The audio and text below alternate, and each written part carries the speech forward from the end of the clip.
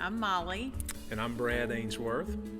And we live in Vestavia. And we have 3 children: Warren, age 14, Will, 12, and Stuart, 8. And we became members of Cross Creek by coming into it through the core group. We were at Covenant Presbyterian Church in Homewood, and Chris was the pastor of assimilation and equipping there. And he just felt God's leading and calling in his life to plant a church.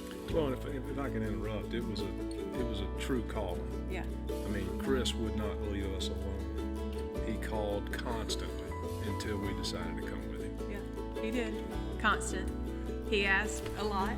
He did. We ask had a lots lot. of meetings. And it was Chocolate probably cake, it was the chocolate cake. It was helped. the cake, definitely over at the Peters residence. Yeah, that for probably sure. sealed the deal And for me. a few little. And that's also why we left, frankly, because we didn't get cake anymore. No, but seriously, Chris did come to us and had prayed about obviously who the core group would be that would come with him from Covenant to help plant a church. And it was a lot of prayer and just a lot of conversation into that. It was, and it was a real challenge for us as we worked through that. And I jokingly said we left. I probably need to clear that up. It was a stage of life where we felt like being at Cross Creek was the right thing for our family. We had young children, and then we wanted to get back into our community. So the Peters were dear friends. We came. We joke it was our short-term mission trip to Hoover, and then we did intend to go back home at some point. So our children would be in the school ages in their church. Right, exactly. But it was that's how we really came into Cross Creek. Was through that. Just remember those early days of, truly all hands on deck early in the morning, preparing for service and not knowing who was going to walk in, and just that excitement as a family as we would prepare each day. One day being most memorable.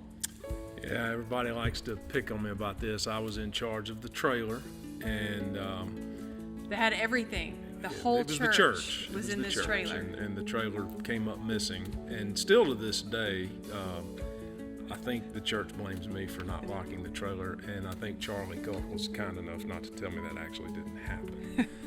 But either way, we had insurance and got the trailer back. But a couple of things that Cross Creek was really instrumental for us. It was a service level that we had never experienced as members of a church, setting up, taking down every Sunday, and really seeing God's hands work through his people at that early stage was pretty amazing. And it's a lot of work. I mean, and no doubt it was a challenge, but it was fun to see things come together. And then here we are in a new building that the group's meeting in. There's been land purchased, so it's awesome to see what's changed. Exciting. I'll never forget that when you would walk into South Shades Crest Elementary, and that's where we met.